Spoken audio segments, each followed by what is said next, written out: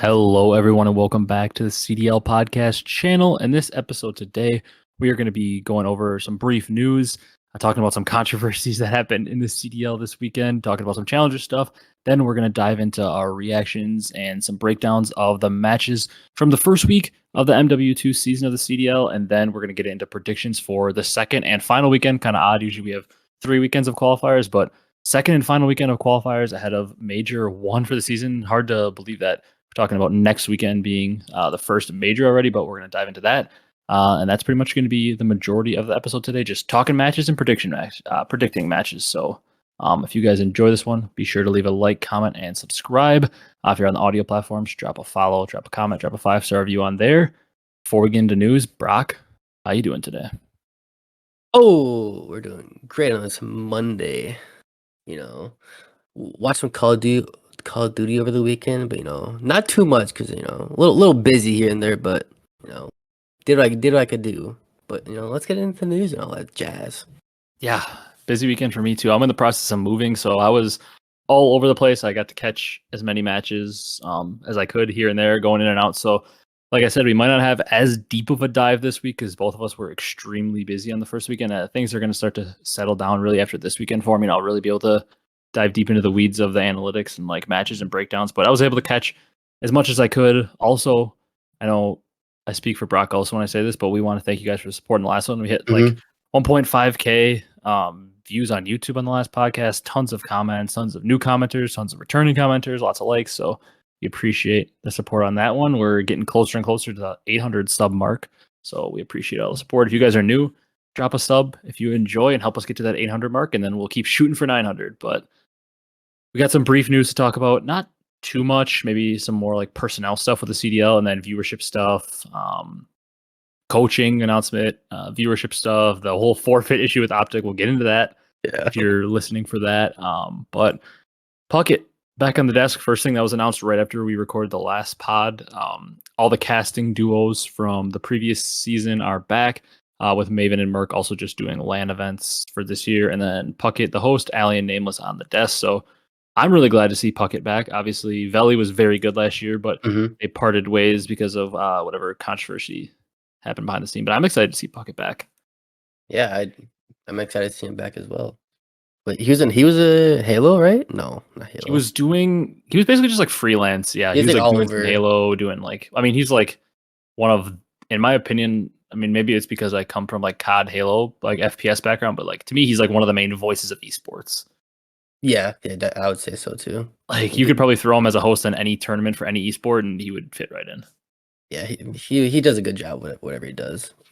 I'm also excited for like they do every once in a while in the CDL. I think they've done it. I don't know if they do it every year, but I remember them doing it one year where they did like a flip, where like I think it was on April Fools or something. Maybe I don't remember what it was, but they like flipped like. So like for example, like Alien Nameless would call a game as the casters, and then they'd flip like Merc and Maven to the desk or something. Like I hope they do that again because Puckett, he can cast. He used to always cast back in the day. Kind of interesting if they got like Puckett and Alley or Puckett and Nameless. Yeah. On the call. That'd be something cool to do. Yeah, that would be fun if they did that. Flip those two again. But I'm glad to see Puckett back. He's really good. He's like a natural up there. He's been doing it for as long as I've been watching esports. So he crushes up there. Allie and Nameless, I also really enjoy both them. And excited to see Nameless has been on the desk for a while, but I'm excited to see how Allie can improve in her second year. Because obviously, like this year, she goes into it knowing a lot more of like what the job entails and what it's about. Like last year, I'm sure like when she got on there right away, it was a lot to learn because there's so many moving parts. Not only with like learning and getting more comfortable like talking the game, which she already knew very well, but like she had to get used to like what it's like to be on a production and all that, which I'm sure like was a learning curve. Oh yeah, definitely. But I'm excited to see how she can continue to improve this year and Nameless continue to improve. And I think Puckett brings out the best in the people he casts and like hosts with because he's been doing it so long. So yeah, he'll make a good host all year. Excited to see what they can do on the desk. Yeah. And then one thing within the game, CDL Mosh Pit is finally live. You and I dove into it. We played a little bit. Basically, we instant back out when we get what's the map? Albagra. Yeah, Albagra. We like instant back out because I don't know, search and control. They kind of suck, but I don't know. I had a decent bit of fun just being able to play like something competitive. Like I actually had a lot of fun with Hydro, Hardpoint. We had like a crazy when we were playing with our buddies. We had like a 249 to 180 comeback. Yeah, Where we that won. the water routes on Hydra. Yeah, I was just hitting Pretty routes in the creative. water. Yeah, I mean it's fun though, just like being able to play something competitive. I enjoy it. Search and destroy is a little interesting. I'm not a huge fan of how loud the footsteps are. They make me get some free kills, but like, man, I feel like I can't make a play sometimes in search. Yeah, if you hit the flank that hear from 50 meters away, good luck. Yeah, it's tough, but overall, like, it wasn't like the worst thing to play. It was okay. It was fun. I'd rather obviously have the rank play with the elo and everything, but it's something in the meantime Yeah, where I can learn to play competitive without having to dive into GBs against people that have already played 50 matches, and I'm just playing my first one. yeah. Um, I like it. Just something to do. Learn the maps a little bit here and there. Because I was frustrated. I didn't know where any of the hard points were really. Because I haven't been playing much, so kind of oh yeah, frustrating at times. we're just getting out rotated completely because we don't even know where the next hill goes. And then like it would hit P5 and we'd be like, okay, rotate back to P1, and then there'd be a 6 point. We'd be like, okay, Yeah, well, on Mercado, yeah, there's like I think 7 points. yeah. It's like I'm expecting because like if you're a experienced Call of Duty player, like if you haven't really played competitive, this is your first time, you probably like thought nothing of it. You're like, oh, it just goes to this hill. But like for us, like the max like a hardpoint map can have is 5 hills usually, and the minimum is 4. It's either 4 or 5 hills in every map. So like once it hit P6, we were like, wait, what P6? Like I never even called it out in my life. Yeah, I was just like waiting for middle Mercado P1. I'm like, nope, P6. Yeah. I mean, what I also will say though is like with the idea of them potentially like bringing back older maps for year 2 and maybe even a little bit in year 1, like I do think this game has some potential. Like obviously there was a lot of negatives to the game and um hmm like a lot of things we can definitely harp on, but I will say like right now the main thing for me is the map pool is just too small and not enough good maps, but like we know they have the potential to bring back those older maps. I saw today they're bringing back Castle. That was in Really? yeah, or Vanguard? like I don't know if it was confirmed or if it was like a rumor or I saw something incorrect, but I thought it's the one from World at War then last year in Vanguard. Oh no, Like not. why? That wasn't even good enough to be in the game last year. Like why bring it back? Yeah, that was just not a good map. Yeah, I mean it was fine in World at War, but like I don't know. It was Not for in competitive. Vanguard, nah. Yeah, I mean, I guess though, Search and Destroy might be better than some of the maps we have. Who knows? yeah, potentially. I just this game's like hard for me because it's like really slow. I feel like it's a lot of pre-aim heavy. Yeah, And not I'm not used to that since like a couple years, 3 years ago. yeah. I mean, I also like I agree. It's pretty pre-aim heavy, but I do think like the game has potential to be pretty fun as we get more and hmm more older maps. Because like honestly, if they are able to like do the rumor that we've seen, where like they're able to bring back like any old map they want. Like if I'm playing Raid Standoff and like any like all-time great map, like I'm probably gonna have fun regardless of what the game is playing those great maps. Yeah, So hopefully they bring those back because honestly that's the main issue to me right now is the footsteps and then the maps. Um, definitely. Next But thing we got on the list, Joe, a player that both of us really enjoy and really like, is back. He's an assistant coach for Ultra. He's always, at least maybe he's different behind the scenes, but to my knowledge, he's always been like a pretty quiet, like yeah, he's like not very outspoken. Like he never really did interviews. He was always pretty quiet. Seemed like he was always quiet. But like, there's one thing I know about Joe and watching him. Like I always think about him as Rated's duo, but like yep. one thing I know about Joe, like he always seemed like he would never make the incorrect play because he wasn't a heavy slayer. Like he wasn't going to go out and fry very often, but like he was always hitting the right pinch. He was always making the right plays. So like him as a coach seems to make sense to me because one of the most cerebral, like smart players I think I can ever remember. hmm Yep, I would say so too. A very good S&D player. Yeah, and he just knows what's going on the map. And I mean, Marky B, I believe, right? Still their head coach. So like I Yeah. would assume those two like older EU guys probably have some history and know each other pretty hmm well. So probably some good chemistry there for the coaches. Yeah. For Joe, it's like you would never yell at him because he's making the wrong play. You just always know he would make the right play every time. Don't have Yeah. to worry about him. And that's like what Raider would say. He would like randomly like say like Joe would go silent. He'd like see him like taking a route on the mini map. Or like some players, he'd be like, "Yo, get with the team," and like question him. But he'd be like, "I always knew like Joe was thinking 3 steps ahead, and like hmm he was making he had a play in his mind, and like you didn't want to like throw him off his game because like he might not have been like the guy going like 45 and 20 in Black Ops 3 and like frying you, but like he was gonna go 30 and 30, but he was gonna get that crucial 2 piece on a pinch when it was 230 to 230 in hardpoint and like win you the map. Yep, Like definitely. he's like one of those players we talk about that it's like, hey, he's gonna drop a .9 in the series, but he's gonna have like these random 2 pieces or like this random clutch and search where it's just like it's gonna save you a map and you're not gonna like even think twice about it because you're gonna see that he went like 25 and 28 that map, and you're gonna think, well, Yep. whatever, he was average, but like 2 of those kills probably won you the map. Yeah. Important kills at the right time. Yeah, so I'm glad to see him back and involved in some capacity. Yeah. We got COD back on Twitch. Everybody is like really excited about this. I will say Twitch, yes, like for live streaming, superior platform to YouTube, definitely. I will say I'm a little like sad, like selfishly. I get it. Like the viewership this weekend, we'll talk about that in a second, was crazy. Like definitely better than YouTube's. Twitch is obviously the superior platform for live streaming. I'm not arguing that. But the one thing I miss, like, I know you can go back on VOD and stuff, but I miss being able to like pause on YouTube easier whenever I wanted and like scroll through, like skip over stuff, like move back, move forward, Yeah. as easily as you could on YouTube.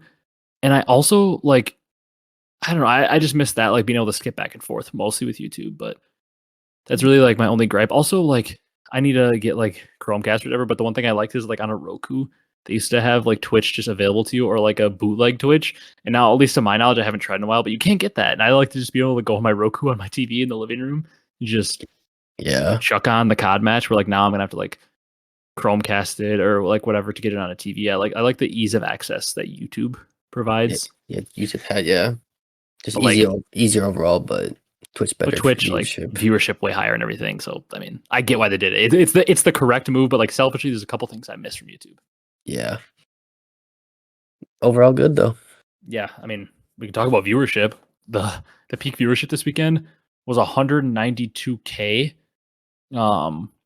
which in comparison to qualifier matches for the other CDL era titles, MW peaked at 102 on launch weekend.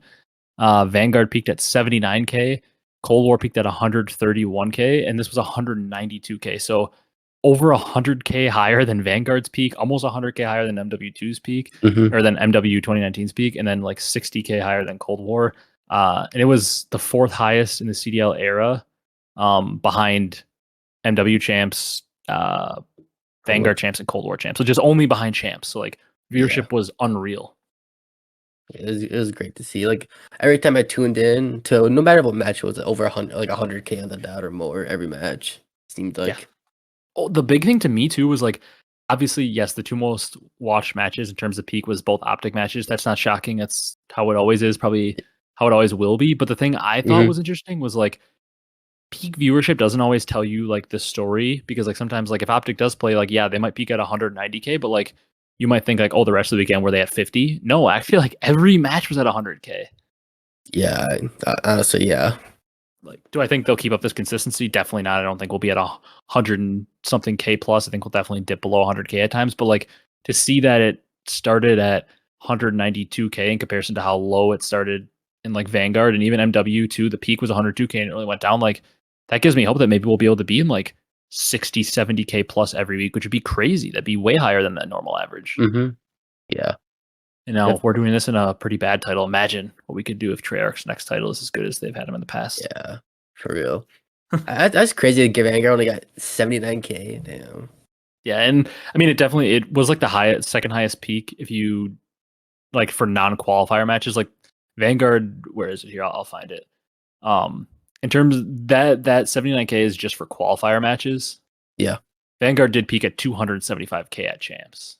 Yeah, champs was crazy for that game just overall. But like, so for reference, that's just qualifiers. But still, yeah, I would agree that like one random weekend where like OpTic and Thieves or OpTic and Faze played, or like even the first weekend, like kind of shocking it didn't hit like 100K. Yeah, one time. But 2 more things to talk about quickly before we dive into matches. Yeah, we got OpTic, the forfeit. We want to talk about this before because like then when we go to the Rokkr OpTic match, we can kind of just like briefly talk about the map or something, and then kind of like move on because there's not a whole lot that I really feel like we need to talk about with this series because like, I mean, we all know what happened. Like you've all heard the opinions on it, but like, yeah. Only thing I'll say on it is I understand. Okay, so obviously, like if you guys didn't see, I'm sure you've all seen if you're listening to this, but like OpTic forfeited. They won the first map of the series, lost the second map, and then they had the control. I guess like you can't say they had it won, but like 99.9% OpTic had that control won, right? Like yeah, like 99 point whatever you want to put. at the end. Like they basically, unless some crazy thing happened, OpTic had it won, and then Cammy calls in the SAE, the GH streak. I will say, like, I think people that are saying he did it on purpose are kind of wild. I mean, I think it's pretty obvious it was probably an accident. Uh, Yeah. Calls it an accident, and then basically it bugs the game, I guess, right now in private match if you called it in, where like you freeze and can't do anything. So Cammy's complaining that he can't do anything. They talk about it. Hmm. They ask for a replay of the map, and OpTic's like, why would we replay the map? We won it. So I get that point of view. And then they basically go on for an hour about Yeah. why they would replay the map. And then eventually they tell them, like, if they don't replay it, they're forfeiting. And then OpTic was like, screw this. We're not going with this ruling. We're forfeiting. So they forfeited the entire series. Yeah. You I want to think it's give your like thoughts first? I think it's like a 2 hour like delay between It was the a matches. massive delay. I Yeah. remember because I was driving in between coming home from work and stuff, and like I tuned in quick as I was leaving work. I'm like, let's see where the series is at. Like I had Hmm. some like errands to run after work. I'm like, I gotta get these done. I want to get home, watch COD. I want to get home because I'm in the process of moving also. So like had to get all that done. But I'm like, I need to watch a match or two at least. And then like I got in my car, like saw OpTic was like just starting or something. Then I got back in and they were on like transition to map 4 or whatever. And I was like, dude, it's been like 2 hours. How are they still not done with the Yeah. series? Yeah. But you want to give your Yeah. thoughts on like the rules and everything? Then I'll give mine. Yeah, my thoughts on the rules. I see both sides, because Optic, they're basically gonna win it, but that 1% chance that Cammy and the Rokkr thought they could have potentially stopped him on the point. I get see, I get both sides where they're coming from, but it's up to the ruling, and the ruling, I guess they want to replay it. But honestly, it's Mhm. an Optic win already. Like, just give him the win, go on to the next match. I feel like it should have been that. Yeah, and I agree. Like, I do think I get why like people from like OpTic fans would be upset. Like, it's an easy win. Like, they should no doubt give him the win. But like at the same time, also like if you put yourself in Rocker's shoes, I agree. I see the point. Like, the game bugged. Were they using a GH streak? Yes, but like first of all, let's be honest. From whether you're on Rocker side, you're on OpTic side, like whatever you feel like. Hey, how about we just fix the game so that issue can't come up? Oh no, we can't do that. Like, if the game was fixed, this wouldn't be an issue right now. OpTic would have won Hmm. that map, and then we've been on to map 4. And who knows? Maybe Rocker would have won the series 3-2. Yeah, for We never real. know. Like, maybe OpTic would have won that next map and it would have been 3-1. They would have blown them out. You never know what would have happened past that. These are two good teams, but like, Hmm. hey, guess what? I think the main thing that needs to be talked about first is like, hey, let's not like throw blame on Rocker. Let's not throw blame on the league. I mean, we can do all that, but like, first of all, let's throw blame on Infinity Ward. Like, fix your game, and this wouldn't be an issue. Hmm. Definitely. Um, but my main thing is like I get where Rocker's coming from. Like you got to put yourself in their shoes as a competitor. Like if something like that happened, like you're like always going to believe you have a chance to win. Like Yeah. if you're a competitor and like at any point during the map you give up because you don't think you have a chance to win, like you're that's just not a real competitor. Like they're obviously in their head believe they have a chance to win. They're game bugged. They're pissed. They're in the heat of the moment. They're like, hey, we got to get a replay. Like I get where they're coming from. Hmm. OpTic, I also fully understand where they're coming from. The game bugged. You had the game won. Why would we give you a full replay? Like we won. Yeah. So I understand both sides. I do like I agree with Ake's argument and like they were saying on the flank though. Like Envoy didn't get a replay in Vanguard when he got the ladder glitch where he like couldn't shoot his gun. Yeah. The free kill And up yeah, and he top. died and subsequently they lost the map. They didn't get a Yeah. replay. Yeah. So like we gotta That be is consistent.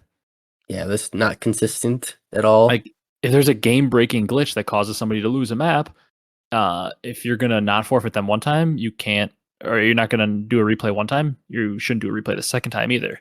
So Hmm. like I get both sides. I do think some people are maybe overreacting and saying like OpTic, they're like being babies for forfeiting the series. I do think like I get where they're coming from too, that they want to take a stand and like show that this isn't okay for Yeah. the league to make these like stupid rulings where they don't use common sense.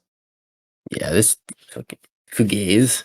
Yeah. But like I don't know, I feel like everybody's like beaten that dead horse like so many times this week, like talking about that Yeah. since it happened Friday. So like I don't really have anything else to say on it. I just think like first of all, we don't get to this point if Infinity Ward just fixes their game. Yeah. And second, like we just got to have common sense and Hmm. consistency in the rules, and like everybody agrees and knows that. Like whether you're an OpTic fan or you're so against them and you're happy with this, like I think you can all like everyone listening and both of us can agree. Like just use common sense and consistency. Like the same ruling every time, and like maybe every once in a while, it doesn't have to be so black and white. Like it doesn't have to Hmm. be if this happens we replay, if this happens we don't. Like in that situation, like you can clearly see OpTic was going to win the map, give them the win, move on. It's like Like situational. yeah. If it was a 50-50 situation, like Minnesota had a legit chance to win it, then yeah, sure, let's replay it. Like, just Definitely. use common sense in the situation. Like, I get that you can't write a rule book like that, but like, I don't know. I just wish they would use common sense. I just don't get why we're playing a broken game in a professional Call of Duty league. Yeah, yeah. We wouldn't have to talk about this if the game wasn't broken. Exactly. That's Yeah. my general consensus takeaway from it. That I don't feel like enough people were saying. Yeah. Honestly, Um, if I was OpTic, out of forfeit too, honestly, because yeah. You also have to like understand. Like, people say they need to like not lose their cool and like their competitors. They should play it out. Like, you'd be losing your mind if you were in Optic's yeah, position. Like, yeah, if you were anyone being forced would. to replay a map you won, you'd be losing your Mhm. mind. Anybody would be. A true competitor would be losing their mind. Yeah. So Um, I get both sides though. yeah. Then last thing before we dive into matches and do predictions, the 8 challengers teams that qualified for rally where they get to go play in the top 4, make it out into pools. I'll just name the teams real quick. Like, I didn't watch too much challengers, so I don't want to do like any deep dive into that. But the 3 NA teams were Yuli, Hollow, Mock, and Two Real. Then we had Exceed, Assault, Diamond Con, Joe Deceives, and then the Rokkr Academy. That last one was LAG Academy also. And Rokkr Mhm. Academy with Real, Fame, Godarex, Pander. Then the EU qualifiers, Journey, Super, Yako, and Lucky. So all familiar players like that Heretics Spanish squad. Um, then the other team, Vamos. yeah, Abuza. I actually don't know who that is. I hope I'm saying that right. Then Brezzy, Cobra, Linz. Those last 3 are French players. And then first one looks like he's German. I don't know. I know Brezzy. Yeah, I know Brezzy, and then the other 2 are French, but I don't know anything about them. Then third team Elevate. They have some familiar names here: Denza, Gizmo, Harry, Vortex. Then the Yeah. one APAC qualifier, Restalling, Immense, Crimza, and Zeppa. I don't recognize those first 2, but Crimza and Zeppa are familiar names from that region. Yeah. And then the Charisma. Latin America qualifier, I might butcher these, but Trax, Legenda, Chaos, and Kuti. I know I've seen that first, that Trax. I could be saying his name wrong. That's the only one I really recognize, but like, Why do admittedly, I I? didn't pay that much attention to challengers, so like, Yeah. they might not be on my radar. Why do I recognize? Not recognize, but like you said, Cootie. I swear I heard that from before. I don't I don't recognize know. that one, but like, admittedly, also like Latin America challengers is new, like Hmm. to the Call of Duty scene in terms of like being one of the 4 qualifiers. Like in the past, it was always NA, EU, and APAC.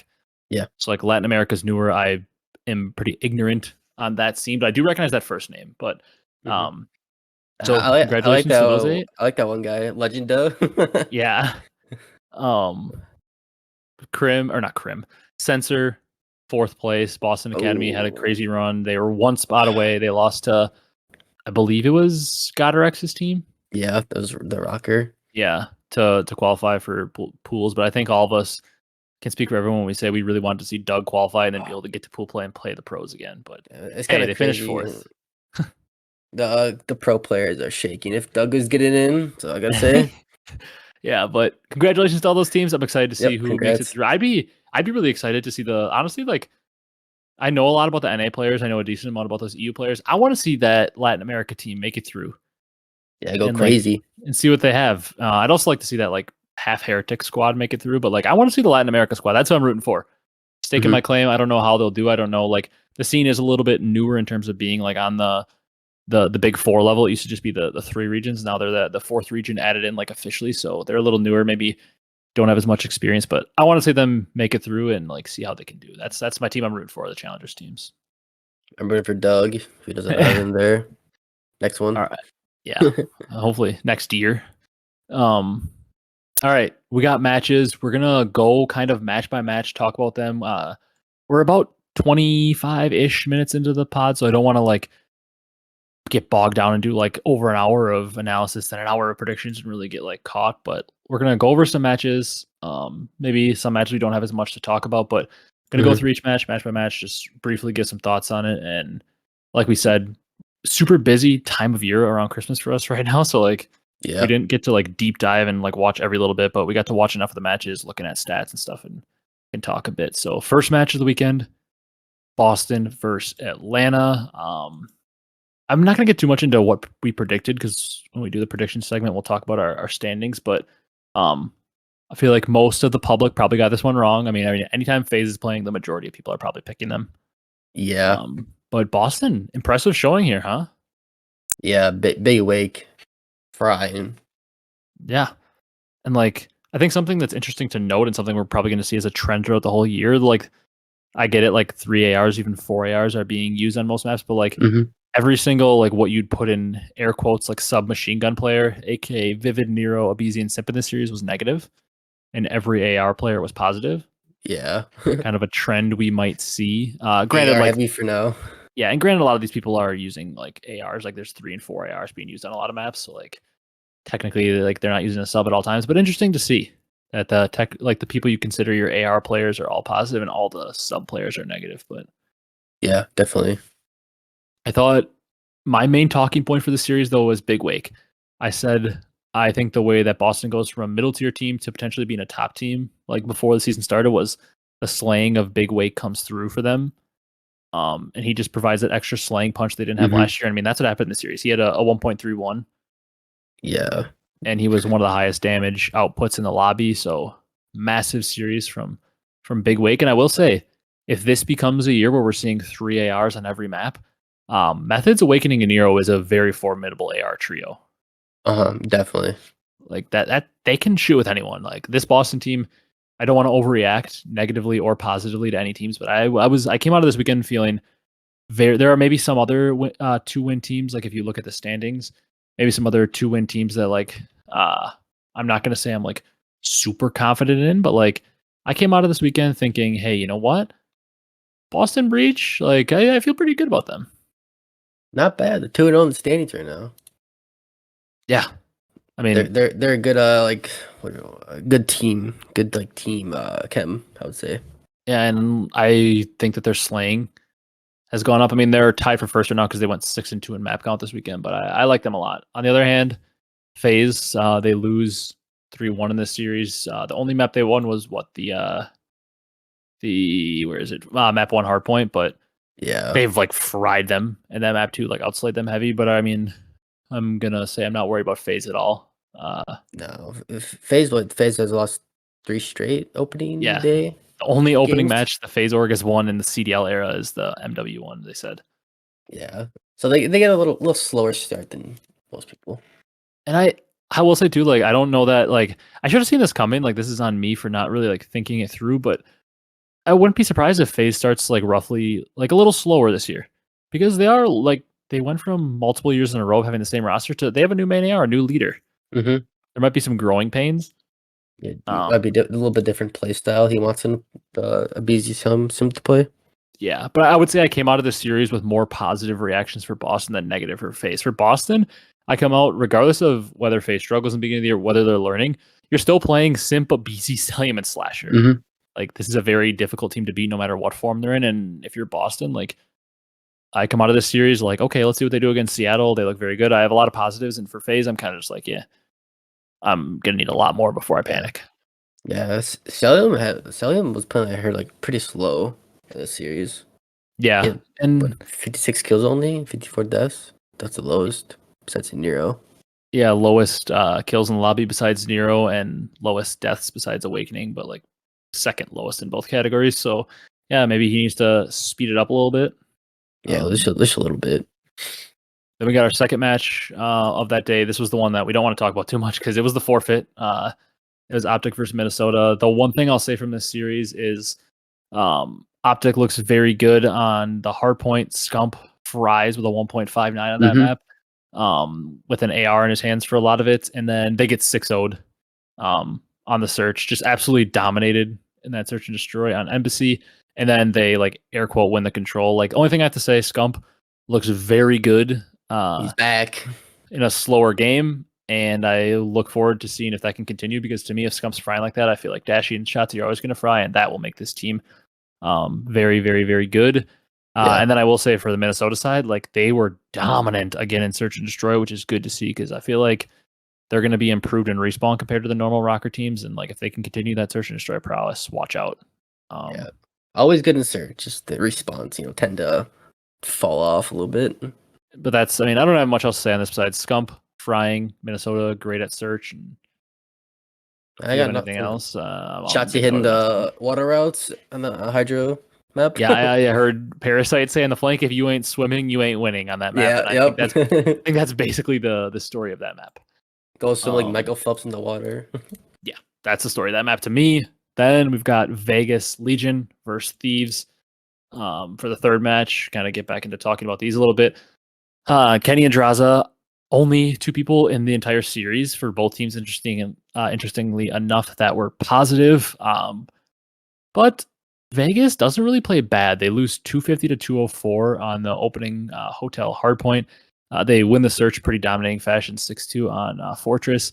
And then they get 3-0 in control and play another 50-point loss, close hardpoint. So, like, they hung in with the defending world champs. Like, nothing to be too ashamed of. Overall, like, damage output wise, Temp was the biggest in the team, but they were all pretty even in kills. Like, that tells me that they're playing pretty together on the map. They're all pretty even around 0.9s. Playing pretty good, fundamentally good. And they won the search and destroy, which I think has to be the backbone of this team. I don't know. Yeah, I mean, I came out like impressed with Thieves, obviously, because they just like take care of business in pretty good fashion. And Kenny looks really good again. Draws looks really good again, which is like two players that I feel like are kind of X Factor type players that can have pop off maps for this team. Octane was doing pretty good overall too. Yeah, and stable main AR. Yeah, and I feel like Octane like damage wise though, and engagement wise was also very, very, very low. Which I think could be a concern going forward because like everybody else in his team 71, 68, and 62 kills, and Octane was only at 49. Yeah. And damage wise, he was 2,000 to 3,000 behind the rest of his teammates. Yeah, he was. He was sitting back this match, just watching. Yeah, so like that maybe could be a little concern if they play a slightly better team going forward. But I will say like kind of like I just said with Boston, if we get into 3 AR territory for a lot of the year, I don't feel too bad about like Clay, Prolute, and Temp as an AR trio. That's honestly better than we would think if it was a 2-sub.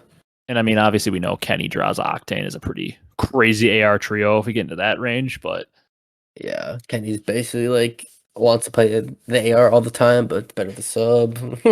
Yeah, and I would say also like I said, they struggled in the control. Paris did or Vegas did, but they looked pretty good. They hung in within 50 points in both hard points of the defending champs who are very good at respawn, and they looked good in search. They trolled search later on in the weekend. We'll talk about that when we get there, but they look good in search. Like I come out of this weekend saying, hey, this Vegas team is more competitive than we've seen a Legion team be really ever. Mm-hmm. And it's Thieves, not the same. Thieves, their Vegas like, team like this. Yeah. I thought Thieves would have a little bit more of a hangover than did, but you know. And we'll see maybe as we go throughout this. Maybe as we go through the stage, we'll see something like that. But they play OpTic this week, so they definitely have a tough match. Should be a good match. All right, then the final match of Friday, another massive delay happened in this game. There was like a very, very like hour plus long delay between maps 4 and 5 for whatever reason.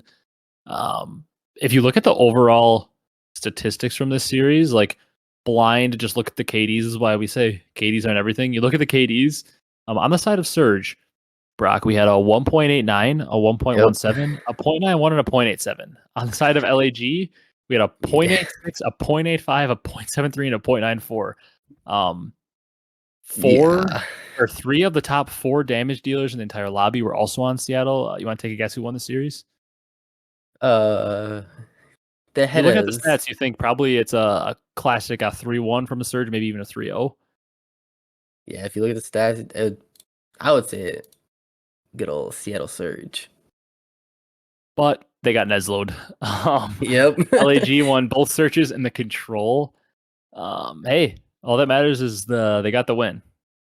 Doesn't matter how you do it sometimes, just matters that you get the W on the board. Yeah. But it's kind of concerning a little bit. Yeah, it's the Gorillas.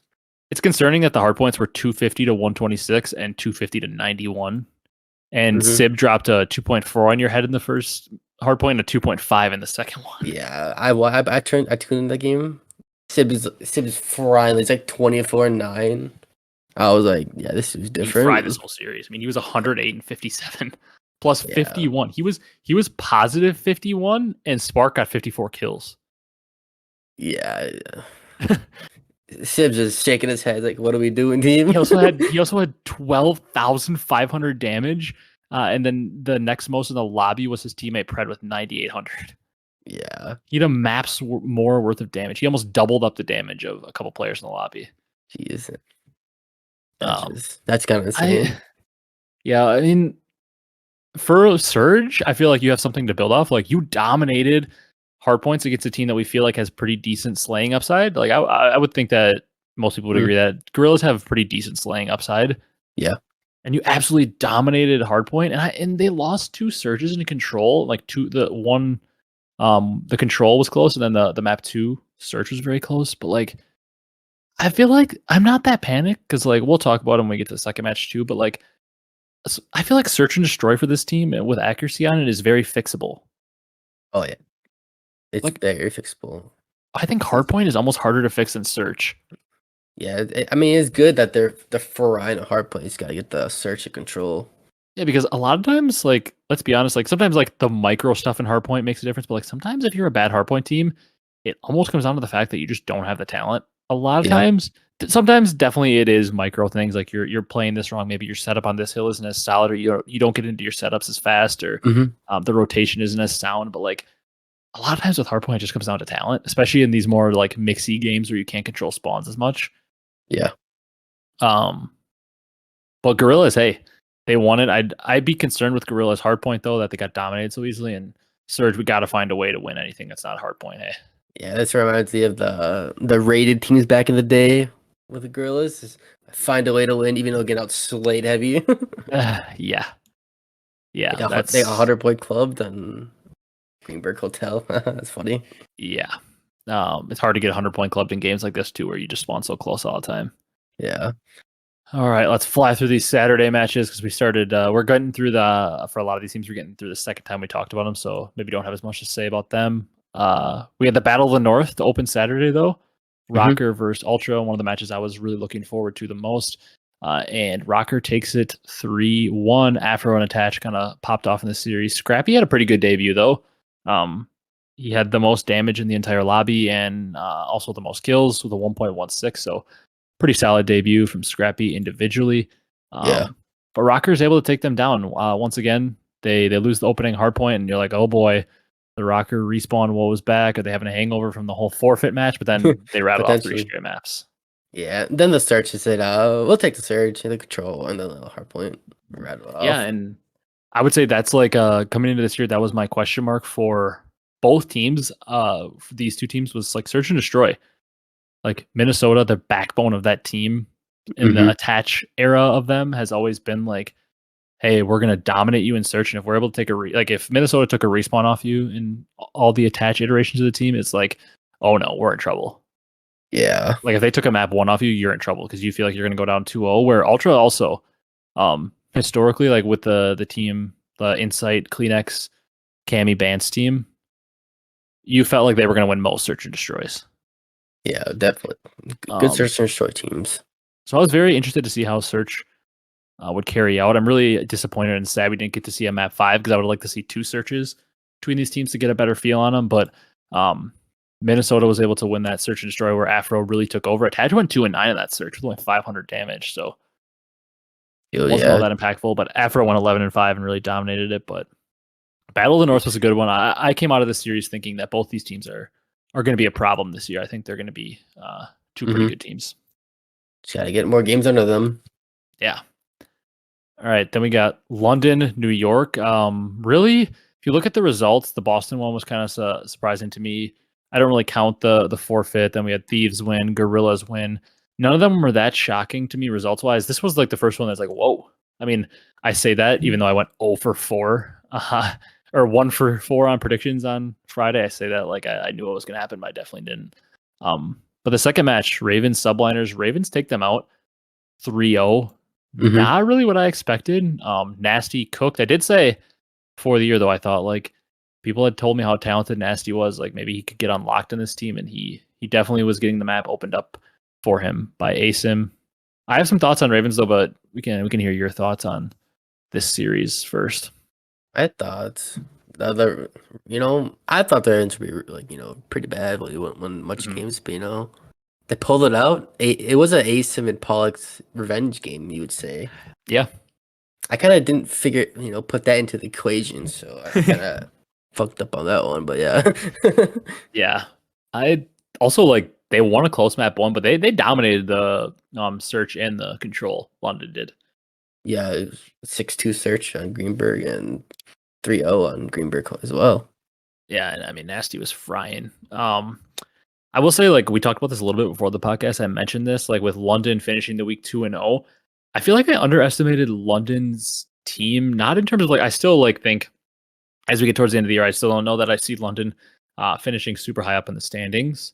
But I will say, like, one thing I didn't account for is, like, you kind of get into a little bit of, like, a hype mindset preseason. I mean, and maybe I'm speaking for myself here. I guess I'm kind of generalizing. Like, some people might not. Maybe you don't. Maybe you're, like, you look at the rosters more analytically, like Brock or anybody listening. But like to me, sometimes I feel like in the this is a perfect example. Actually, I wasn't thinking I was going to go this route, but let's use New York for example. Like in the preseason, when I'm looking at two rosters and I see Asim, Zero, Nasty, and Paul X, I'm like, these are some good players, but like they don't have that like wow factor to those players. But like on the New York side, I see Skies, I see Hydra, I see Priesta, and even like Kismet coming off like the end of last year. And I just say like, oh my god, like the slang potential of that team. Like I could see this team having a really high ceiling.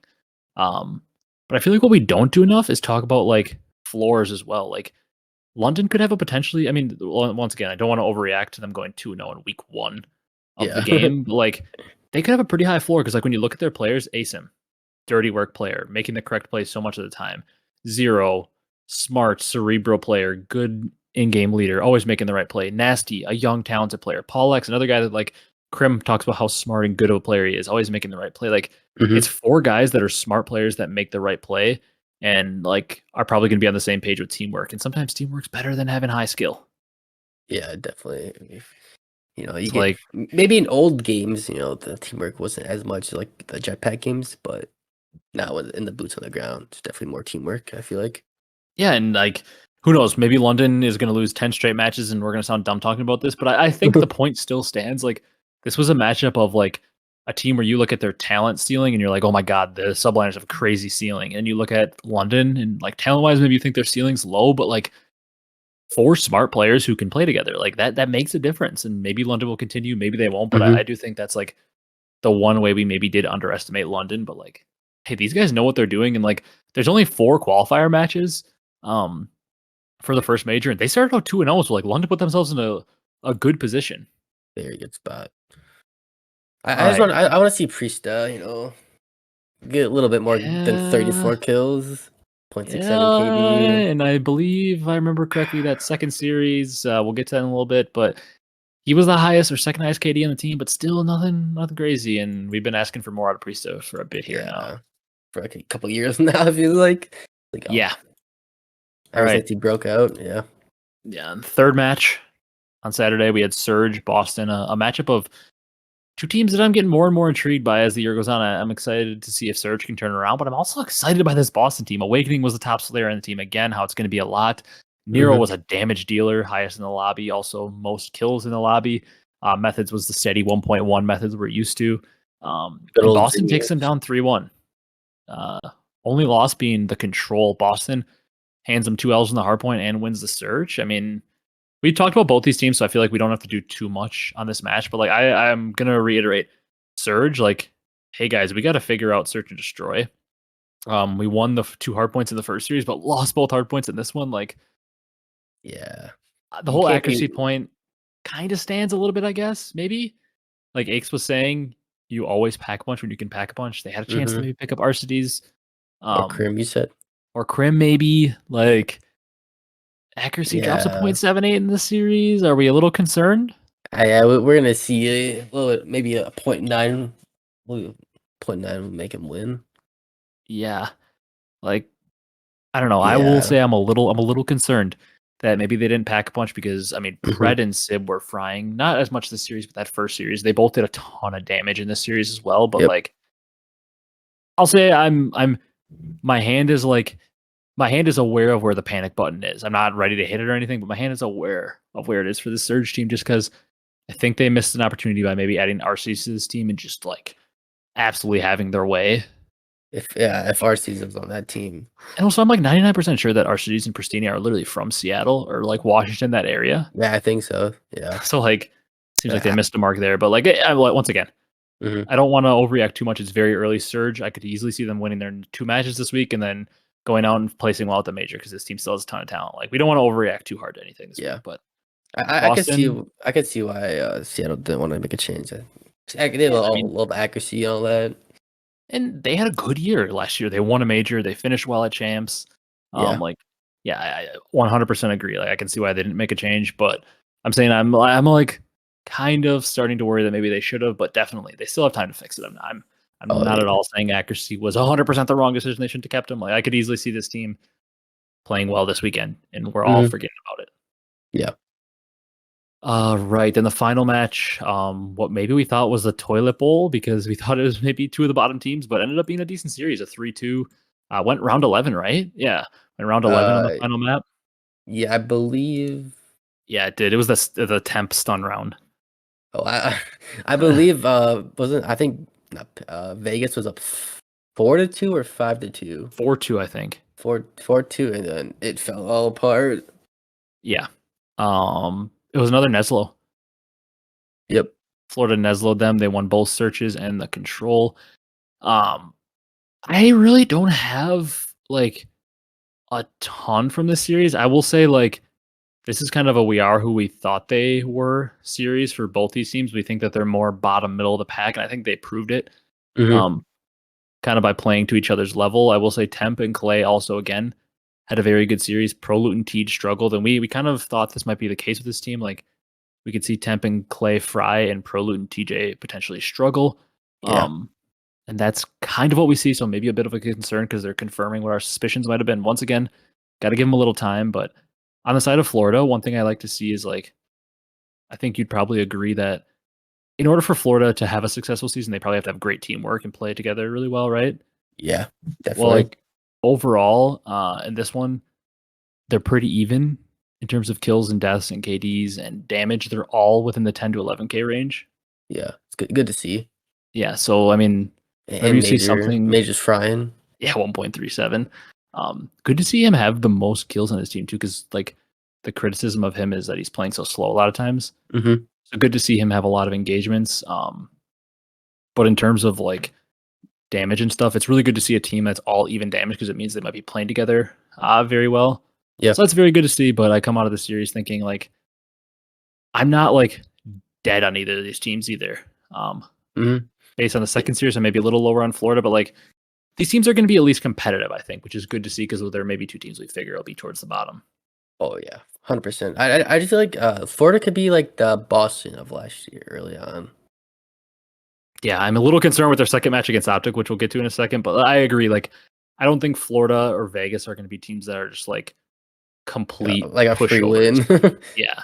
Although I will say I did hear also on the flank when I was listening earlier today that the Legion organization hasn't won a series since Major 2 of Vanguard. Oh man, I think we were in attendance for their last win. It was at Minnesota during the tournament, I think. Yeah, they beat Seattle.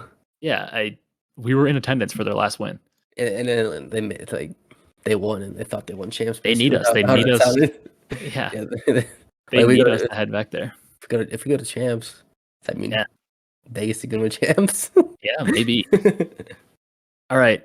We're about 50 minutes in. Let's talk about this last day quick. Maybe do it in like 5 minutes, and then we'll dive into predictions so we don't make this go too long. But first match on Sunday was Gorillas Ravens, where Ravens win it in a final map. I mean, overall, like KDs wise, once again, this looks like a 3-0 if you look at KDs because we had 3 people above a 1.3 on London, and then Nasty was at a 0.95, and then on the side of LAG. Arcitys was the top of the team with a 0.86, which like also like the maps wise, like the overall KDs make like they make literally no sense if you're looking at it the way that maps went because LAG dominated the map 1 hardpoint, 250 to 120, and they also won the game 4. So they got Neslo'd but got fried. Yeah, what? It's like what? It's like mind blowing. Like it doesn't even make any sense when you think about it. Like so, like they won both hardpoints but got destroyed in terms of the slaying department. Yeah, it's like they got like 20 kills in the hard point, like no other kills really. Yeah, like It seems usually like when you like you'd think the script would be flipped. Like LAG would have like Friar KDs because they won both hard points, but then like London was able to squeak out both searches and a control. So like, oh hey, London probably doesn't have the greatest KDs, but hey, they won the 2 searches and a control. Nope. LAG won both hard points, but had just an absolutely awful series KD wise. Yeah, that's actually pretty funny. Kind of the same thing though. I'm a little concerned. LAG, this was supposed to be a team built on teamwork because of the trio of Neptune, Spartan, Hook, and how much they love to play together. But London out teamworks them and Neslo's them. Yeah, it can't forget it was the Asim revenge game too. Yeah, another revenge game. He had double revenge games as 2 former teams. Every time he plays a former team, he goes off. Yeah. Wait, we're gonna see a little bit more out of Neptune, Spartan, Hook, though. So I gotta say. Yeah, this next series, though, Brock. Speaking of domination, I don't really have much to talk about with it. It was OpTic versus Florida. OpTic, they dominated this series, 250 to 202 in the hard point, 6-3 in the search, and 3-0 in the control. We had a listen in this series where the comm sounded fantastic. Everybody was really contributing. Scump fried again, Dashy fried again, Shotzzy fried again. Illy did what you expect, that 0.96 with good comms, good leadership. In Florida, exactly what I expect. They play a top team and they really struggle. Like I said, they're going to be pretty competitive here and there. They're going to beat some good teams here and there, but like overall, probably not a team that's going to beat top teams too often. And they got dominated pretty heavily in this series. Yeah. Yeah. Actually, Florida. Looking at the KDs, they didn't do that terribly. Besides Havoc. Yeah, I mean, I feel like this was a very motivated OpTic team though coming out in this match. Yeah. I would say so after the forfeit. Roll these kids over in 20 minutes. Get out of here. Yeah. Then final 2 matches of the day, we had a 3-2 in terms or in favor of Faze over Thieves, and then a 3-1 Ultra over Subliners. In the Faze series, is a good bounce back. Cellium absolutely cooked the most kills in the lobby and the least deaths in the lobby. Most damage. This was a case of Faze, kind of. I think this is a big win for Faze mentally. Like they really struggled with Thieves. Granted, like it's basically the same matchup. It's just Slasher switched out, but like they really struggled. They couldn't put away Thieves at the end of last year in Major 4 and in Champs. Yep. And they're able to come out on top of this one, so that was big to me. Just get over the hump. Even if you see a win on their on their screen after the series instead of a loss they've been seeing. Good, yeah, 100%. Yeah. Then we had Toronto versus New York. Kind of a panic button series for New York. I thought it'd be more of a. I thought it'd be like closer.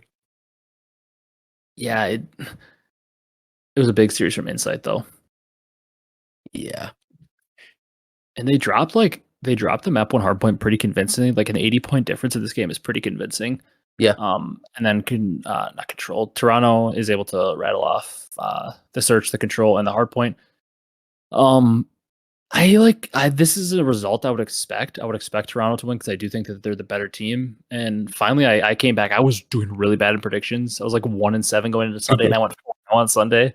So finally got back in the win column in that. But like, man, I'm a little concerned about New York. I will say that, but I'm pretty confident that they have a chance to turn around with their talent. But like, I think this was a series where I saw Hydra had 6 seconds in the hill on one of the hard points. Like, we got to get closer to the hill, buddy.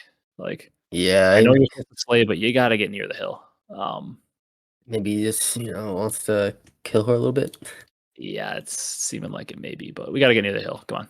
Yeah, you got to take over the team sometimes, Yeah. All right.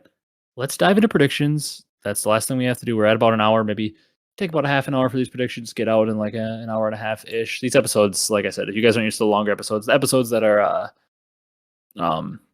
like full analysis and like predictions, they go a little longer. They only happen really during the qualifier rounds, but like it takes a while to get through everything that we have. Because we're getting back into matches. We're really figuring out who teams are.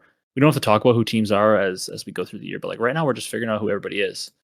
In terms of predictions though, so if you guys are new to hearing the predictions this week, the way we're doing scoring this year is we pick the team, we pick the series count, and then we put a confidence points on it. So we can put any amount of points on the series 1 to 4 If you put 1 on and you get the series right, that means you get 1 point. If you get it wrong, it means you lose 1. And same thing for like 2 or all the way up to 4. So if you put 4 points on the series, if you get it right, you get 4 points. If you get it wrong, you lose 4 points. So it's very easy to go negative. Like if you get all your 1 point series right, but you get all your 4 point series wrong, even if you went 8-4 this week, you might be negative. Spoiler alert: Brock and I are both in the negatives because both of us we do 1 pick a week, where we can put 8 points on it, and we have to put 8 points on one series. Yep. Somebody dropped a comment on the last pod, the prediction pod too. We really liked. We can't both use the same team. So if I pick Atlanta to put 8 points on, like I did last week, Brock can't use Atlanta no matter like in any series they're playing that week. And who's ever losing at the time gets to pick their 8 point first.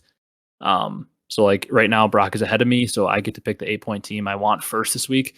And like if I take the lead, Brock would get it the next week. But currently, because Brock and I both missed our 8-pointer, I picked Atlanta over Boston for 8, and Brock picked LAG over London for 8. So we got -8 for that series. So that really hurt us. So Brock, -3, me, -9. That is tough, Brock.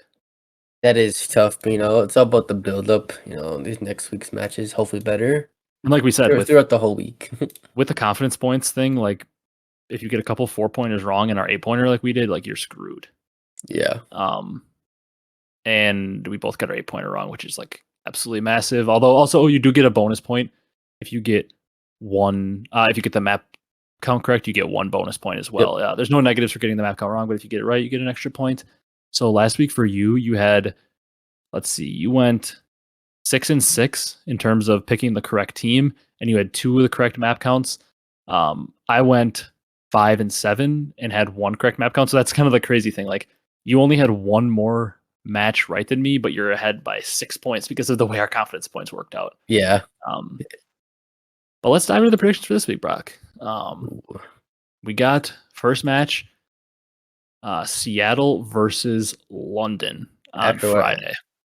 After what I've seen this past week, I don't know who to take. It gets a lot more interesting because Seattle, we'd maybe expect them to have a good record and London to have a rough one. Well, it's opposite. Seattle's 0-2, London's 2-0. You want to go first in this one? Also, like I said, I get the first 8-point prediction for confidence points. If, let's say I'm going to pick, for example, like in this series, let's say I'm picking Seattle, and Brock's also picking Seattle, and he says, I'm going to put 8 points on Seattle, but later on, Seattle versus Toronto, for whatever reason, I want to pick Seattle for 8 points. I can like block him from picking Seattle for 8 because I get to pick first, and we can only, if I pick Seattle, he can't for 8 points. So I know that might be confusing, but like it'll make sense as we go along. But like, let's say I've decided I want to pick Seattle over Toronto later for 8 points. Brock can't pick Seattle for 8 points over London here, and I'll have to tell him that. But who you got in this one? I'm taking Seattle, a little bit of bounce back, 3-2. Okay. And I'll put 2 points. Okay. Seattle 3-2, and you're putting 2 points. All right. Yep. I am going to agree with you. I'm going to take Seattle as well. I'm going to take them in a 3-1. I think they win every respawn here in this series. I like them. Man, it is tough though because like there's that pause in my mind because London is 2-0 and their teamwork has been so good, and Seattle's teamwork has been a little shaky and they're 0-2. But like I believe in the talent in Seattle. I've been a heavy believer in them all offseason. I'm going to continue to do that. I picked Pred to be the MVP this year. I'm pretty in on Seattle, and I feel like I'm gonna stick with that until maybe I see a little bit more and see more struggles. But I'm gonna say Seattle 3-1. I'm only gonna put 1 point on this though because I'm really hesitant to pick them because this London team showed me something this last week that like I'm not super confident like that Seattle's gonna dominate them. Yeah, that is very true. All right, Florida versus Minnesota. Seems like kind of a shoe-in to me, but are you gonna go bold? I am not gonna go bold. All right, take Minnesota. I'm assuming that means Minnesota 3-1. Major gets you 1. How many points you put on that? I'm gonna put 3 actually. Okay. The thing that killed me last week is I got a 4-pointer wrong and a few 3-pointers. That killed me. I'm also going with Minnesota. I'm also saying 3-1 because I think Florida finds a way to take the map 1 or map 3. think they find a way to take a respawn. Major gets you 1, like you said. I'm going to go 4 on this one. I just feel like Minnesota is the clear better team. I need to make up some points somehow. I'm going to go 4 on Minnesota in a 3-1 fashion. 4 points on them. I think of the same. I like it. All right. I'll pick first one since All right. we made you go first on All the right. first two. NYSL versus LAG. This is a very tough one to me because it's two teams that I very shaky on. I don't feel fantastic about either team. LAG 1-1 and NYSL 0-2. Mm-hmm. I feel like I have more confidence in the teamwork of LAG right now. I feel like they still really enjoy playing with each other. I don't know what it is about NYSL, but like there's a lot of talent there, but I don't know. I think there might be something with the hangover from Kismet and Hydra last year. Like not clicking really. And Priest, I haven't seen enough from him. Like I'm shaky on both teams, but right now I'm less shaky on LAG. So I'm gonna go ahead and I'm gonna pick LAG 3-2. And I'm gonna throw 2 on it. Mostly because I want to make up some points. I don't feel too confident though. This is like a very shaky 2 points, 2 confidence points. So I'm saying LAG 3-2. I'm gonna go bold here. All right. LAG 3-0. And I'm gonna put 8 points on it unless you want to change it. No, later. I'm not putting anything on LAG over Boston later, so I'll put 8 points on it. I just have a feeling you're gonna roll them. You put 8 on LAG last week, didn't you? Yep. They failed you put me. 8 on LAG and they failed you against, who was it? Against London. London. We'll see. We'll see if both of us can get our 8 points correct this time instead of losing it, because it's a big swing. Like if I were to get my 8 point wrong and you were to get it right, that's a 16-point swing. That almost wins you the week. Yeah. Big swing. Okay, Toronto, Atlanta. Ooh, this is like tough. The one thing I'll say is like I always thought this series was closer in terms of wins and losses than it was, but somebody pointed out to me in the comments last year at one point, like Faze overall has dominated this series. Like they almost win every time, and it usually doesn't even go to a map 5. But for some reason, I always felt like it was closer. Really? Yeah, but obviously, like there are some turnover. Like there's a new main AR on Atlanta, the 2 players on Toronto switch, so it's like it's a little different series now. Mm-hmm. Do we think Atlanta drops to 1 and 2? That'd be wild. It would be, but it is possible.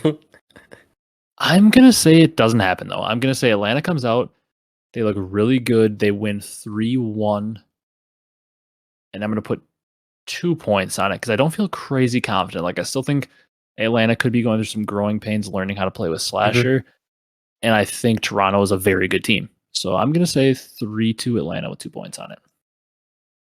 3-2 or 3-1? 3. What did I say? I meant to say 3-1. Okay. I meant to say 3-1. I think I said 3-2 though. I meant 3-1 Atlanta. 3-1 Atlanta. Because I do think I always have faith in that Toronto team. I think if it goes to a map 5, I would probably take Toronto. So I think Faze is gonna wrap it up in 4. I will. Honestly, I'm gonna go 3-2 Atlanta. Okay. I think this is a toss-up series. I don't have an issue with. If anybody's picking Toronto, I have no issue with that. I really think this is going to be a tight series. I'll just put 1 point on it though, because I'm not uber confident. That's also fair.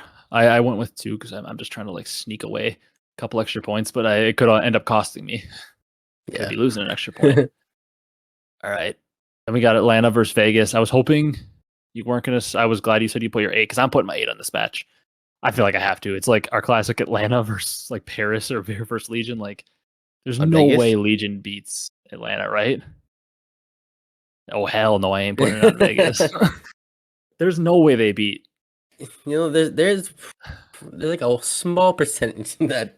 And I feel like people in the comments are rolling their eyes at me like this is a cop out to pick them for 8 because I mean, let's be honest, it kind of is a cop out to pick them for 8 because like it should be the most obvious prediction, but I'm 3-0? saying 3-1. Let's do it. Let's go 3-0. Let's go for 9 points, the highest you can score. Go 3-0 Atlanta. I'm putting my 8-pointer on this one. I like it. I like it. Definitely could be a 30 45 minute series. Probably no. I will also go. I'm gonna go 3-1 Atlanta. Yeah, I think the Legion will get a search. Yeah, I mean that's fair. I think Legion could definitely keep the series competitive and maybe squeak out a map or something. But like, I feel like it's just like Put 1 point on it only too. you're putting what? 1 point on it only. You're not gonna go big on it? Wow, Nah. I got a chance to make up a lot of points there. I mean, I have a chance to go 9-1 in points there if I get the map count right. That'd be a big Yeah. jump. Mm-hmm. All right, Texas versus London. Another one that may be a better series than we thought. London maybe a little better than we thought. I feel like still have a lot of confidence in OpTic though. Mm-hmm. Well, you can pick first for this one. Let's see where you go. We've Ooh. agreed on every series in terms of the team. This is I'm trying to think. Give me London. All right, we're London finally going to 3. disagree on one. London 3-2. All right, you think they pull out the search and The destroy? the They're writing a miracle different story then, because last year that team 2 sucked at points. search. Yeah. You're putting 2 on it in a 3-2. Yep. I have a feeling about it. I'm putting 4 on this one, and I'm going OpTic 3-1. There were a lot of 3-1s this past week. I don't think London's going to win the search though. I think London's going to win the control. I think OpTic's going to take both hard points in the search, wrap it up 3-1. London wins the control. I think the way that the script flips this year for London is if they're able to start winning search. Because I remember last year, like they were so bad at search that like it was if a series went to map 5, it was chalk for them because they were so bad at search. But obviously, it's a pretty new roster. 2 players switched out, but we'll see. If they're able to win a map 5, like you predicted, I'll be very impressed because that means they're starting to change that narrative and starting to win some searches. Not the old London Ravens. No, not at all. All right, third match of the day, New York versus Boston. The sports rivalry comes up. Who you got in this one? Oh man, I'm gonna take Boston. Yep, I'm gonna agree with that. Boston 3-1. I've seen about nothing from New York yet. I haven't either. That's why I'm gonna try to go for a bold map prediction. I'm gonna say we get a 3-0 here. All right, The side of Boston. I'm only going to put 1 point on this one. I've been putting way too many 4 and 2 pointers in my 8-pointer. I got to start being a little conservative with some. Yeah, but if they hit though, if they hit though, it's like when you're placing that save. If they hit though, yeah, you got to think positive. I do like though. I feel very confident, and this Boston team is the biggest riser to me right now. I really like them, and this New York team I'm very hesitant on. So I feel like it's one where I got to pick Boston, and if I feel very confident in one team and super shaky on the other, why not go 3-0? Yep. Florida, LAT. This is another one I thought about putting my 8 points on because I feel like it should be a dominant series for LAT, right? I'm going 3-0 because I think they lost Atlanta. Maybe they're not hungover anymore about it. Just rolling. I have like a weird train of thought for this series. I do think Thieves have a chance to dominate it, but also like they 3-1 Vegas, they lost 3-2 to Faze. I don't know. I feel like there's a chance that this series gets really like scary for Thieves and they maybe don't dominate it and it sticks close and they win it at 5. I'm going to do something weird. I'm going to say Thieves win at 3-2, maybe closer than a lot of people think, and I'm going to put let's go 3 on this one. I feel pretty confident Thieves will win this series, but I do think it could get pretty close. I'm going to put 3 on it and say Thieves win at 3-2. LAT 3-2, 3 points. I put LAT 3-0 and 2 points. Okay, so we're going into Sunday. We agree on not map count, but on every match except the OpTic versus London match. Yeah, I was going a little bold there. All right, Minnesota versus Vegas. You're gonna go bold again. You're gonna pick Vegas. Yep, You are. they're getting 1. This is a match. I mean, I predicted them to win 2 last week, and they went 0-2. 3-2 though. Grudge match. They pulled through. This is a pretty brutal week for them, though. Tough matches. Minnesota and Atlanta. And who did they play? They played Florida, who should have been an easier one, but I mean, they played Thieves. They played Thieves, Faze, and Minnesota. So they played the 2 teams that finished first and second at champs in Minnesota, who a lot of people are picking to be like a top 4 team. They had a brutal stretch here in Major 1 qualifiers. They do. That's a tough stretch. I'm not going to go as bold as you. I usually like to go bold, but I'm gonna say Minnesota win this one. I'm gonna say I've been picking a little bit more close series this week. I'm gonna say it's another 3-2, but I think Minnesota, not Vegas, like you. All right. I'm How gonna many? put. Oh, I really want to go 4 again, but like I'm gonna. Uh, uh. I'm gonna put 3. I'm gonna say 3 on Minnesota to win 3-2, but I really like this Minnesota Alright. team, and I'm not as low as on Vegas as some people might be after week 1, but I really everybody knows I love this Minnesota team. I feel pretty confident in them. Yeah. All right, we disagreed on that one too, but sometimes you got to do that. Are we gonna do it again on this one? Seattle, Toronto. Are we both gonna pick Seattle to go 2-0 this week? Oh man, I'm not. I'll pick first. I'm picking Toronto. Um, 3-1. Toronto. I think Seattle takes a respawn off them. I'd Mhm. say most likely they take map 1, they lose 3 straight, but maybe they take the control. But I'm gonna put 1 point on Toronto to win 3-1. All right, it's fair enough. I'm also Toronto. 3-2 though. Yeah, I mean this is in 2 terms of points. like the series from Friday down all the way to Sunday. This might be the series I'm most interested in. I'm really intrigued. Seattle and Toronto are 2 teams that really intrigue me. Mm-hmm. I really am looking at the Toronto Atlanta series. I really want to see what Toronto is. I feel like this week we get a good measuring stick because even though Seattle went 0-2, I feel like skill wise they're a very good team. And obviously we know Faze is like the measuring stick for all teams. So I'm interested to see how Toronto is able to do against those 2 teams. But also like I'm very interested to see how Seattle's bounce back is. Like they have a legit chance to bounce back. They could beat both London and Toronto. So this is a match Definitely. I'm really excited for this Sunday overall. I mean, I It's a love good this Minnesota Sunday. team. I'm interested to see if Vegas can hang with another one of the teams I believe is really good. Seattle, Toronto, I love that matchup. But I mean, Thieves, Texas, how can you not love that matchup? And then Boston, LAG, I also think is a really intriguing matchup. So this Oh, Sunday, I'm interesting. excited for this Sunday. Yeah, I just Um, don't think Seattle's gonna win search be good at search within a week.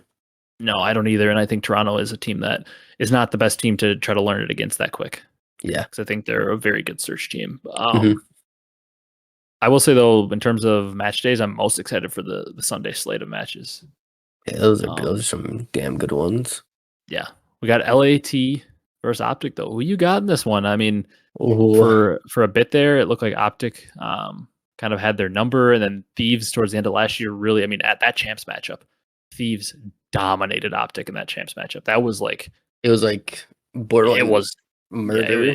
it was a massacre. That wasn't even a series. That was a Yeah. massacre from Thieves I over OpTic I at just champs. remember I just know the OpTic last year they lost flow because Thieves are picking Gavin to every map. Like, who wants to play that Yeah, map? yeah. I mean that was one of the more dominating series in recent memory in COD. Yeah, from So maybe there's a bad both good taste. Is that teams. yeah? This should be. I hope we get a better matchup than this. I hope this is a map 5 marathon round 11. Um, both teams are 1-1 coming into this week. I Mm-hmm. feel pretty confident they're both going to be 2-1 coming into this match. You obviously pick London, but I think you would agree it wouldn't be shocking if OpTic beat London, Yeah, it and wouldn't. I don't think anybody would be shocked if Thieves beat Florida. Yeah, So I think in all likelihood they're probably both 2-1. Although if it goes the way you're saying, OpTic's a little more desperate to win this one because they're 1-2. yeah. I'm expecting a good series though. Where are you going here? I'm. We're gonna flip the script from last year. OpTic beat him early, but not late. Flipping script. 3-1. Thieves. Okay, you're saying 3-1 Thieves. How many points you put on this one? You feeling confident, or are you gonna go conservative for this one? I'll go in the middle. I'll put 2 points. Okay. I also kind of wanted to pick Thieves, but I kind of want to go opposite of you because we have so many of the same picks. Because to me, I really do feel like I could flip a coin and I would feel okay with picking either team. I feel Yeah. like it's kind of like it's what it reminds me of a little bit is like Faze OpTic last year. Like going into the year, I felt like Faze and OpTic were my 2 teams that I thought were going to be the best, and for a while there, they were the top 2 teams for like most of the year until the end. They were like really the top 2 teams. But OpTic dominated Faze last year. Where like the previous titles, Faze was dominating that OpTic squad, and like I feel like this could be a situation again where like these are 2 of the top teams. I can see them battling all year, but like maybe one of them will have the edge this year. We just don't know which one it is yet. I feel like I could flip a coin at this point. And as we go through Major 1 through Major 2, we'll figure out which team we think is better, really. But Yeah. like, I feel like right now I could flip a coin and I'd be okay with either result. Since you went Thieves, I'm gonna go OpTic. That's how much of a coin toss I think it is. I want to see a map 5 in this series, so I'm just gonna say it's 3-2. Just try to speak it into existence. I'm only gonna put 1 point though, because like I said, I believe it's almost a coin flip.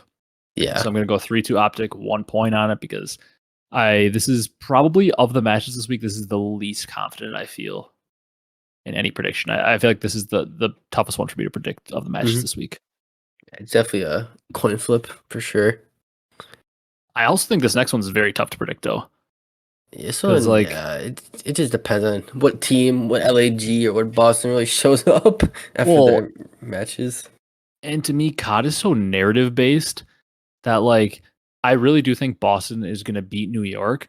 So that means like in my scenario, Boston's 3-0 coming into this match. They're maybe a little overconfident.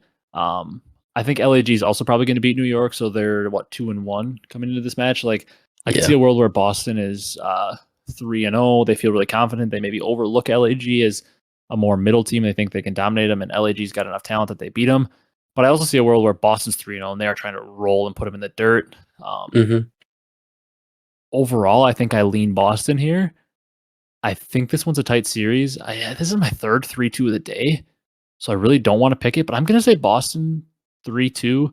I'm going to go, this is 3 straight. I didn't pick a lot of 1-pointers, so I don't feel bad about doing it, but I'm going to pick 1 point in confidence points and say Boston 3-2. But I do feel like I'm not a huge fan of them, but I do think LAG has some decent upset potential in this series. Yeah, definitely. I'm going to go opposite. You're an LAG guy this year. LAG stan. 3-1. Putting a lot of points on it? I'm just going to put 1. Who knows? Okay, yeah. This Sunday slate's tough to predict. I could very easily see myself going 0-4. But I do think in this series, Spart's going to fry. You think so? I don't know. I have a feeling about it. They play that great last week.